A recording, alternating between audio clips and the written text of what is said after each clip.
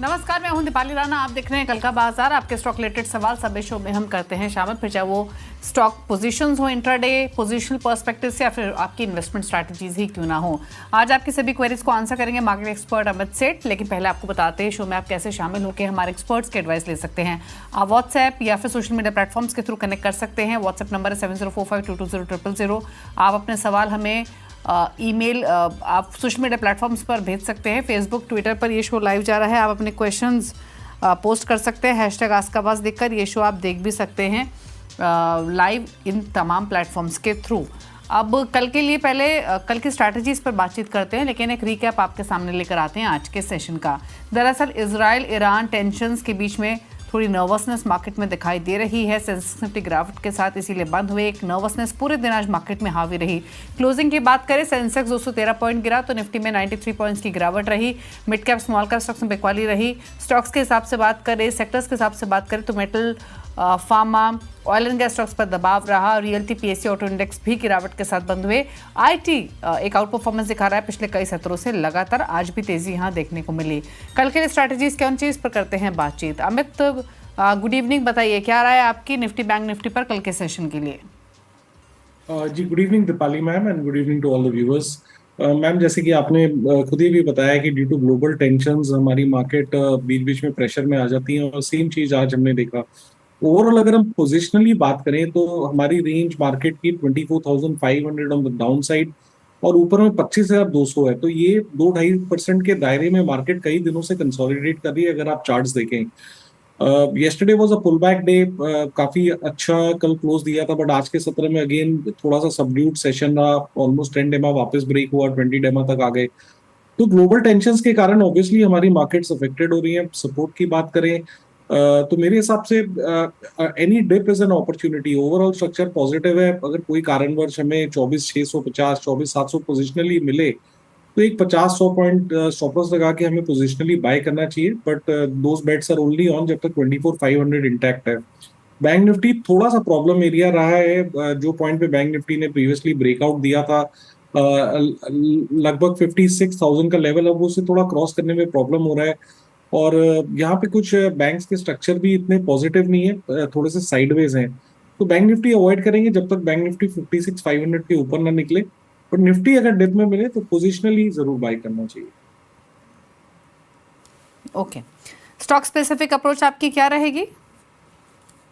जी, market में दो sectors particularly काफी अच्छे से आउट परफॉर्म कर रहे हैं। एक है निफ्टी आईटी और दूसरा है निफ्टी रियल्टी। यहाँ पे स्ट्रक्चर्स काफी पॉजिटिव है क्योंकि एक बेस बना के दोनों सेक्टर से स्टॉक बाहर रहे हैं। तो मैं रियल्टी सेक्टर से ओबराय रियल्टी चूज करना चाहूंगा। यहाँ पे स्ट्रक्चर काफी पॉजिटिव है। स्टॉक बेस से बाहर निकला 2 दिन पहले, इसने 10 डमा से पुल बैक दिया था। आज भी हमने देखा एक काफी स्ट्रॉन्ग स्टार्ट दी थी ड्यूरिंग द डे। स्टॉक ने ऑलमोस्ट 1970 के लेवल्स टच किए थे before it gave up all the gains. But having said that, structure अभी भी काफी बेहतरीन और इंटैक्ट है। ये जो डिप आया, I think it's an opportunity. थोड़ा सा अगर मूड माहौल बाजार का ठीक होता है ग्लोबल को देख के, तो फिर ये आउट परफॉर्म करेगा। 1850 का स्टॉप, 1850 का स्टॉप लॉस लगाए, बाय करें कोई भी डिप में, और टारगेट्स आपके लगभग 2000 तक के रहेंगे ओबराय रियल्टी में। ओके, चलिए, तो ये रहे आपके लिए स्टॉक स्पेसिफिक ट्रेड्स। क्वेरीज लें उससे पहले फटाफट से इंस्टीट्यूशन बाइंग सेलिंग के नंबर्स भी आपके सामने लेकर आते हैं। एफआईएस ने क्या क्या है आज के बाजार में, और एफआईएस के नंबर्स दिखा देते हैं। एफआईएस ने खरीदारी की है 1482 करोड़ की। डीएस ने भी बाइंग की 8,207 करोड़ की। हालांकि जो ब्रॉक डील्स हुई उसका कॉम्पोजिशन भी होगा डीआईएस की बाइंग में आज के सेशन में। चलिए, अब बिना देरी के सवाल जवाब के सिलसिले को शुरू करते हैं। पहले व्यूअर संजय अरोड़ा नई दिल्ली से हमारे साथ कनेक्टेड हैं। संजय जी नमस्कार, बताइए क्या सवाल है आपका। मैडम जी गुड इवनिंग।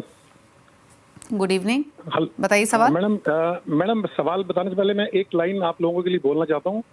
मेरा ये कहना क्या है कि न्यूज एडिटर और बैक एंड टीम वो शक्तिशाली टीम है जो हर खबर को समय पर सही रूप में लोगों तक पहुंचाने का काम करती है।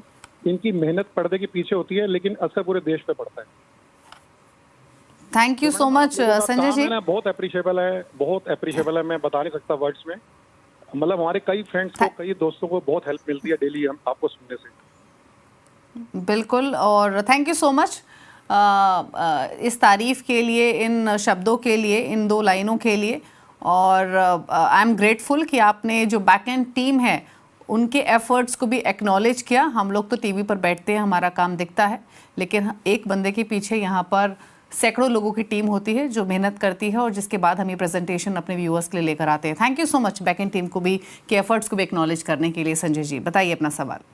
मैडम मैंने ना इंडियन ऑयल के 500 शेयर लिए हुए हैं 183 रुपीज पे लास्ट ईयर जुलाई से। ओके तो बस मैं सर से और अभी आपका होराइजन क्या है इसमें, किस लेवल की बाइंग है? मतलब लॉन्ग टर्म का था, अभी भी कुछ नहीं हो रहा, अगर कुछ एवरेज करना है सर से ये एडवाइस लेना है मेरे। ओके रख सकते हैं। वैसे तो ये अमित आईओसी को 183 पे खरीदा है इन्होंने, 141 पर बंद हुआ, और ऐड भी कर सकते हैं अगर सजेशन दिया जाए तो, यानी थोड़ा बाइंग अपने एवरेज भी कर सकते हैं। क्या सलाह होगी इनके लिए? जी आईओसी की अगर हम बात करें तो आईओसी में हमने एक लंबा करेक्शन देखा। लगभग 4 मार्च को प्राइस ऑलमोस्ट 113 के आसपास आ गया था। वहां से स्टॉक ने एक राउंडिंग बेस बनाया और अपना 200 डेमा रिक्लेम किया लगभग 5 मई के आसपास। सिंस लास्ट 1.5 मंथ हम देख रहे हैं कि अच्छा खासा पॉजिटिव कंसोलिडेशन यहाँ चल रहा है, जिसका रेंज ब्रॉडर रेंज लगभग 137 ऑन द डाउन साइड है और 150 रुपए ऑन द अपसाइड है। तो ये 13 से 15 रुपए की रेंज में स्टॉक पॉजिटिवली कंसोलिडेट कर रहा है। एक बार अगर 150 के ऊपर निकलेगा तो यहाँ पे हम अच्छा खासा पॉजिटिव ट्रैक्शन और पॉजिटिव मोमेंटम देखेंगे, तो स्टॉक जरूर होल्ड करें। आई थिंक यहाँ पे ऑलमोस्ट बेस से बन चुका हुआ है। इसका रिसेंट स्विंग लो लगभग 137 के आसपास आता है, तो एक फिल्टर रखते हैं क्योंकि इनका थोड़ा इन्वेस्टमेंट का पोजीशन है। एक 134 का स्टिक स्टॉप लॉस लगाएं और इसे होल्ड करें, और ये ख्याल रखें 150 के ऊपर ही यहाँ पे मोमेंटम बनेगा। रही बात एवरेजिंग की, तो इस काउंटर में मैं नहीं एडवाइस करूंगा, बिकॉज अगर ऑयल मार्केटिंग कंपनीज को देखें तो मुझे एचपीसीएल और बीपीसीएल का स्ट्रक्चर आईओसी से बेटर लगता है। They have relatively out perform, वहां पे आउट परफॉर्मेंस थोड़ी ज्यादा है। तो कोई डिप मिले और अगर पोजीशन बनानी है तो आप एचपीसीएल या बीपीसीएल कंसिडर कर सकते हैं। ओके अगले व्यूअर से बात करते हैं। अभिमन्यु शिमला से हमारे साथ कनेक्टेड है। अभिमन्यु जी नमस्कार, बताइए सवाल। जी गुड इवनिंग। मैंने हिंदे मोटर्स के 45 शेयर्स लिए थे, आईपीओ में अलॉट हुए थे, और उसको एवरेज किया था, तो 1820 का भाव है। तो हाँ जी, आगे लॉन्ग टर्म का व्यू है, 6 महीने के लिए जानना चाहता हूँ कि आगे कैसा फेयर करेगा ये। ओके लॉन्ग टर्म व्यू है हिंडे मोटर का, ये पर इनका सवाल है 1820 की बाइंग है, 1945 पर बंद हुआ, तो यानी 125-26 रुपए का फायदा है फिलहाल पर स्टॉक हो रहा है। क्या सजेशन रहेगा? जी अब फाइनली अगर हम हुंडई मोटर का चार्ट देखें, स्टॉक की लगभग लिस्टिंग 22 अक्टूबर के आसपास हुई थी, तो we have some data here, और जितना डेटा अवेलेबल है यहाँ पे एक आईपीओ बेस बन गया है। बाय आईपीओ बेस कहने का मतलब कि there is sufficient data in the chart, जहाँ पे एक अच्छा खासा स्टॉक ने एक बेस फॉर्मेशन किया है और ये बेस लगभग कंप्लीट है। यहाँ पे ब्रेकआउट आएगा लगभग, अगर स्टॉक 2000 के ऊपर निकले तो आईपीओ बेस का एक ब्रेकआउट मिलेगा और वहां से हम एक अच्छी तेजी स्टॉक में देख सकते हैं। In the meanwhile positive structure को देखते हुए सलाह ये है कि एक 1860 या 1850 का ही लगा लीजिए, थोड़ा फिल्टर रख लेते हैं, 1850 का एक स्टॉप लॉस लगाएं और इस स्टॉक में बने रहें। ठीक है, अगले व्यूअर से चर्चा करते हैं अब, और बात करते हैं अनु शर्मा से, सहारनपुर से हमारे साथ कनेक्टेड हैं। अनु नमस्कार, बताइए सवाल। नमस्ते मैडम। मैडम हैप्पीएस्ट माइंड के 200 शेयर हैं 1000 के रेट पे, और व्यू मेरा लॉन्ग टर्म है। मैं 2 साल 3 साल 4 साल 5 साल जितना भी कहें सर उतना रख सकता हूँ। ओके पूछ लेते हैं, रख सकते हैं लंबी अवधि के लिए। हैप्पीएस्ट माइंड 1000 रुपए की बाइंग है, फिलहाल तो लॉसेस ठीक ठाक हैं, क्या करें इस पोजीशन में ही अमित? जी चार्ट देखिए इतना कोई खास कॉन्फिडेंस नहीं आता है, कंटिन्यूसली यहाँ पे लोअर लो लोअर हाइज बने हैं, but having said that stock ने आज एक काफी स्ट्रॉन्ग मूव दिखाया, लगभग 11% का इसमें आज अपटेक हमने देखा है, it was backed by volumes. और ये जो पुल बैक आया है, ये वीकली सपोर्ट जो कि 570 580 के आसपास है, स्टॉक ने अपने वीकली सपोर्ट से ये आज एक मूव दिखाया है। रीजन क्या है मुझे नहीं पता, because I don't track this stock, but definitely एक मूव और वॉल्यूम यहाँ पे नजर आ रहे हैं। लेकिन मेरी सलाह यहाँ पे ये है कि कोई भी बाउंस जिसमें आपका लॉस कम हो, इस बाउंस में आप निकलने की कोशिश करें, क्योंकि ओवरऑल स्ट्रक्चर यहाँ पे नेगेटिव रहा और आपको लगभग 300 रुपए का लॉस है जो मैं स्क्रीन में मैंने देखा। तो बाउंस पे जहां आपका लॉस कवर हो, थोड़ा सा इसको ट्रैक करें, निकलने की कोशिश करें तो ज्यादा बेटर रहेगा। अगले व्यूअर है हमारे साथ सुरेश महाजन सवाल पूछने के लिए फरीदाबाद से। सुरेश जी गुड इवनिंग, बताइए अपना सवाल। मेरे पास एसीसी के 200 शेयर हैं 2520 रुपये। हेलो। ओके, 2520 पर एसीसी के शेयर्स हैं। क्या होराइजन है सर आपका? मैं लॉन्ग टर्म इन्वेस्टर हूँ। I just want to know कि क्या इसको जो 1900 के करीब करीब ये स्टैंड हो गया है, तो ना ऊपर जा रहा है ना नीचे जा रहा है। पूछ लेते हैं सर। नुकसान तो है, ठीक ठाक है, 650 रुपये नीचे आपके भाव से। क्या करे एसीसी? 200 शेयर्स 2520 की बाइंग अमित। जी इनको अच्छा खासा लॉस है इस काउंटर में, और अगर हम वीकली चार्ट देखें तो continuously lower low lower highs बने हैं जो स्ट्रक्चर के लिए नेगेटिव है। डेली चार्ट भी वीक है। लेकिन हैविंग सेड दैट, अगर हम वीकली चार्ट्स को केयरफुली ऑब्जर्व करें तो 1820 यहाँ पे एक स्ट्रॉन्ग वीकली सपोर्ट एरिया है। स्टॉप लॉस इन्होंने नहीं लगाया और स्टॉक ने कंटिन्यूअस स्लाइड किया, लेकिन अब ये जोन नहीं है जहाँ पे हमें लॉस बुक करना चाहिए। रीजन एंड रैशनल इज क्योंकि यहाँ पे एक स्ट्रॉन्ग वीकली सपोर्ट है और बाकायदा हमने पास्ट में देखा कि स्टॉक ने वहां से बाउंस किया है। तो एक बार वीकली सपोर्ट की जरूर वेट करनी चाहिए। There is a possibility of a bounce, लेकिन एक स्ट्रिक्ट स्टॉप लॉस 1800 रुपए का लगाए और इसे होल्ड करें। ओके, बात करते हैं सचिन सिंह से। अगले व्यूअर है हमारे साथ उत्तर प्रदेश से। सचिन नमस्कार, बताइए सवाल। नमस्कार मैम, मेरे पास ना रिलायंस इंडस्ट्रीज के 100 शेयर हैं। 1432 पैसे मैंने बाई किए हुए थे अगस्त में। ओके मैम, अब ये फिर से वहीं पे आ गया, तो मुझे एक बार इसका प्रॉपर स्टॉप लॉस या कोई टारगेट वगैरह कुछ पता चला लॉन्ग टर्म के लिए मैम। ओके, तो लॉन्ग टर्म व्यू है, आपके भाव के आसपास ही है। डिस्क्लोजर भी दे देते हैं, जो चैनल हमारे व्यूअर्स देख रहे हैं CNBC आवाज, उसका स्वामित्व रिलायंस इंडस्ट्रीज के हाथों में है। आप सजेशन पूछ लेते हैं अमित से। अमित, क्या राय रहेगी इनके लिए? रिलायंस पर, इनके बाइंग प्राइस पर ही है। जी यहाँ पे मैं भी एक डिस्क्लोजर देना चाहता हूँ कि ये स्टॉक हमने अपने क्लाइंट्स को रिकमेंड किया हुआ है। हैविंग सेड दैट, रिलायंस का अगर स्ट्रक्चर की बात करें तो यहाँ पे स्ट्रक्चर पॉजिटिव है। स्टॉक ने एक अच्छा खासा 1375 1400 में ब्रेकआउट दिखाया, लेकिन अभी प्रॉब्लम यहाँ पे ये आ रही है कि स्टॉक 1465 का 1465 1470 का लेवल क्रॉस नहीं कर पा रहा है। तो एक साइडवेज कंसोलिडेशन जोन में अगर 1475 निकलता है तो मेरे ख्याल से यहाँ पे next leg of the rally in place होगी। But in the meanwhile support area, एक स्ट्रॉन्ग सपोर्ट एरिया रिलायंस का 1375 से 1400 तक है। तो ये सपोर्ट का आप ख्याल रखें, जब तक 1375 से 1400 इंटैक्ट है आप इस स्टॉक में बने रहे और पेशेंटली होल्ड करें। मोमेंटम 1475 के ऊपर ही आएगा। ओके, दिलीप हैं अगले व्यूअर हमारे साथ मुंबई से सवाल पूछने के लिए। दिलीप जी नमस्कार, पूछिए अपना सवाल। मेरे पास वोल्टास है 200 शेयर 1280 रुपए का, और बजाज ऑटो है 18 share 8686। I have purchased in MTF in HDFC. So should I hold or should I sell? दोबारा से बताइए सर, आपने दोनों पोजीशंस MTF में ली हैं? यस, MTF में ली है, दोनों पोजीशन MTF में ली है। ओके, एक महीना हुआ। ओके, तो बजाज ऑटो 8686 200 रुपए नीचे इनके भाव से, वोल्टास 1280, MTF की होल्डिंग है, बताइए। पहले वोल्टास पे आ जाते हैं। वोल्टास ने लगभग एक बेस बनाने की कोशिश की है, काफी लंबा चौड़ा हमने यहाँ पे 2 से 3 महीने का कंसोलिडेशन देखा है। रिसेंटली वोल्टास अपने 10, 20 और 50 डेमा के ऊपर भी निकला है। इनफैक्ट कल के 17 तक यहाँ पे मूव स्ट्रॉन्ग था, थोड़ा सा इसने गिव अप जरूर किया है। लेकिन ये मूव जो थोड़ा सा स्टॉक रिकवर करने की कोशिश कर रहा है, ये तब तक रिस्पेक्ट करेगा जब तक यहाँ पे 1260 इंटैक्ट है। तो इस चीज का ख्याल रखिए, जब तक 1260 चार्ट्स पे इंटैक्ट है, प्राइस पे इंटैक्ट है, तब तक there is a possibility of up move.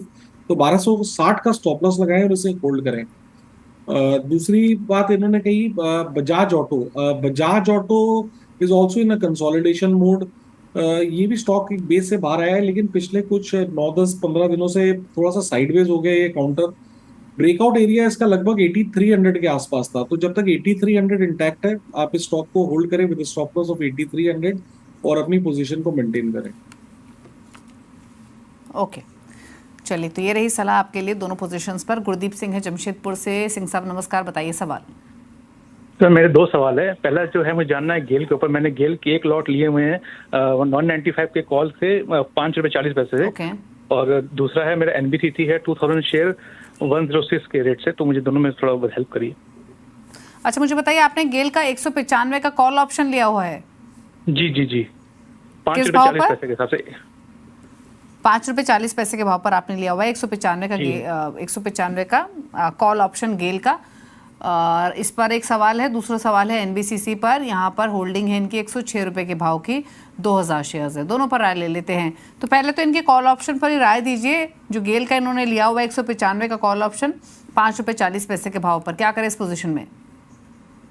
जी, गेल ने एक अच्छा खासा कंसोलिडेशन किया और लगभग 11 जून को स्टॉक ने एक ब्रेकआउट दिया था, आज से कुछ 6-7 दिन पहले।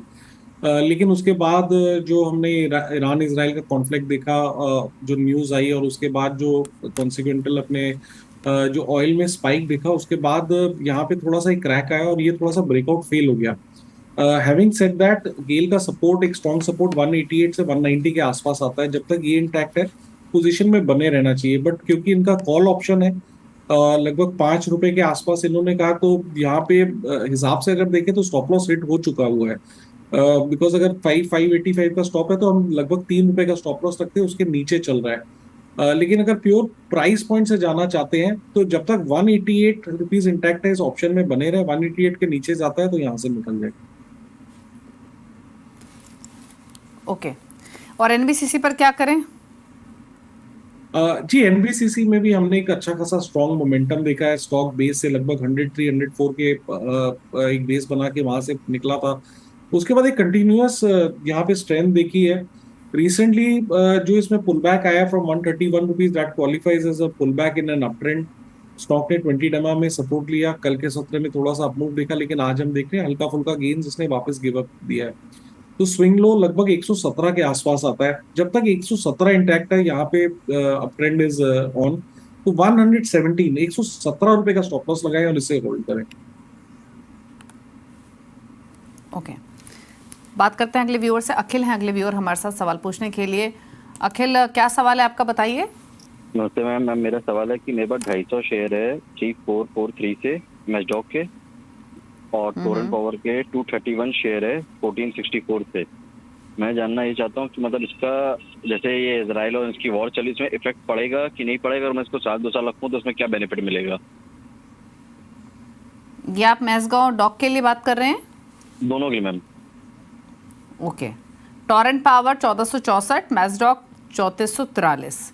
अच्छा, इजराइल ईरान की जो टेंशन्स हैं उससे ओवरऑल मार्केट के सेंटिमेंट्स पर तो असर पड़ता है ही। स्टॉक्स पर चाहे डायरेक्टली इम्पैक्ट हो या ना हो, अगर टर्बुलेंस मार्केट में बढ़ेगी तो स्टॉक्स पर भी डेफिनेटली आता है। बट स्टिल राय ले लेते हैं आपकी इन दोनों पोजीशंस पर, क्या सजेशंस रहेगा? जी देखिए, मैसगांव डॉक की बात करें तो यहाँ पे स्ट्रक्चर पॉजिटिव ही है। जिस हिसाब से स्टॉक ने ब्रेकआउट दिया था और एक पुल बैक दिया था, इसने अपना 50 डेमा रिस्पेक्ट किया है आज और कल के सेशन में, और हमने वापस एक अपमूव देखा है। तो आज का जो लगभग लो है विच कम्स टू अराउंड 3152 जब तक इंटैक्ट है, there is a possibility of an up move. 3152 रुपए का स्टॉप लॉस लगाएं और मैसगांव डॉक को होल्ड करें। रही बात टोरेंट पावर की, ये भी रिलेटिवली एक आउट परफॉर्मर रहा है। यहाँ पे भी स्ट्रक्चर पॉजिटिव रहा है पिछले 2-3 दिनों से। टोरेंट पावर में एक सेकंड, आई एम सॉरी, मैं टोरेंट फार्मा देख रहा था। नहीं, टोरेंट पावर की अगर बात करें तो इसका सपोर्ट लगभग 1375 के आसपास आता है। स्टॉक 200 डेमा के नीचे ट्रेड कर रहा है और एक साइडवेज कंसोलिडेशन में है। तो जब तक ये स्टॉक 1475 के ऊपर नहीं निकलेगा, यहाँ पे मोमेंटम नहीं आएगा। लेकिन इन द मीनवाइल आपकी पोजीशन है तो lower band of the consolidation 1370 रुपए के आसपास आता है। 1370 का स्टॉप लॉस लगाएं और इसे होल्ड करें। अगर मौका मिले तो निकलने की भी कोशिश करें, क्योंकि फिलहाल इस काउंटर में मोमेंटम नहीं है।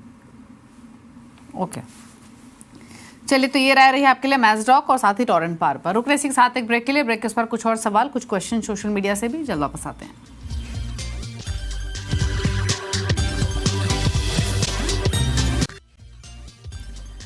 हाँ, आप देख रहे हैं कल का बाजार। हमारे साथ अमित सेठ मौजूद हैं। लेते हैं कुछ और क्वेश्चंस। एक सवाल हमें भेजा है किरण ने वाराणसी से। HUL पर इनका सवाल है 7000 कि 7,000 शेयर्स हैं इनके पास HUL के, लॉन्ग टर्म व्यू है इनका, जानना चाहते हैं क्या करें, लॉन्ग टर्म आउटलुक कैसा है HUL का। तो HUL का लॉन्ग टर्म पर्सपेक्टिव से बताइए क्या राय रहेगी। 850 की इन्होंने बाइंग मेंशन की है, अगर ये सही है तो 1500 रुपये का मुनाफा, पुरानी होल्डिंग हो सकती है, क्या सजेशन? जी फिलहाल HUL में कोई मोमेंटम नहीं है काफी दिनों से। इनफैक्ट अगर हम पूरा FMCG सेक्टर देखें तो साइडवेज है। लेकिन जिस हिसाब से ऊपर से यहाँ पे करेक्शन आ गया है, अब ये निकलने की जगह नहीं है। रादर अगर ये कंसोलिडेशन कंप्लीट होता है तो may be during the course of next few months यहाँ पे हम एक अपमूव देख सकते हैं। इन द मीनवाइल स्टॉक का एक स्ट्रॉन्ग सपोर्ट लगभग 2200 के आसपास आता है, तो आप 2200 का स्टॉप लॉस लगाएं और HUL को होल्ड करें। रंगाराम चौधरी ने सवाल भेजा है रानीवाड़ा राजस्थान से, कोचिन शिपयार्ड पर 803 शेयर खरीदे हुए इन्होंने, 2330 इनका खरीदारी का भाव है, क्या करें इस पोजीशन में? जी कोचिन शिपयार्ड में भी लाइक ऑल डिफेंस स्टॉक्स 2024 के बाद हमने एक करेक्शन देखा था और फिर से वापस एक बेस फॉर्मेशन यहाँ पे बना। सेम चीज कोचिन शिपयार्ड में हुआ है कि 14 मई को हमने यहाँ पे लगभग 1700 1750 के लेवल पे एक ब्रेकआउट देखा और उसके बाद स्ट्रक्चर में continuously higher high higher lows बनने लग गए हैं, which is indicating an up trend. तो हमारा जो रीसेंट स्विंग लो है वो लगभग 2050 के आसपास आता है। थोड़ा सा एक 50 रुपए का वॉलेटिलिटी का फिल्टर ले लेते हैं। तो जब तक 2000 इंटैक्ट है, I think this up trend is on. तो एक 2000 रुपए का स्ट्रिक्ट स्टॉप लॉस लगाएं और कोचिन शिपयार्ड को होल्ड करें। ओके, तो कोचिन शिपयार्ड को होल्ड करने की सलाह है। 2192 पर क्लोजिंग है आज स्टॉक की। चलिए सवाल इतने ही लेंगे। थैंक यू अमित शो में आने के लिए। कोई क्लोजिंग कमेंट? जी जितने भी स्टॉक्स डिस्कस हुए हैं इनमें मेरी कोई पर्सनल पोजीशन नहीं है। थैंक यू शो में आने के लिए और सभी क्वेरीज को आंसर करने के लिए। इसी के साथ कल का बाजार में तो इतना ही। ब्रेकफास्ट पर भी खबरें जारी हैं CNBC आवाज पर। नमस्कार।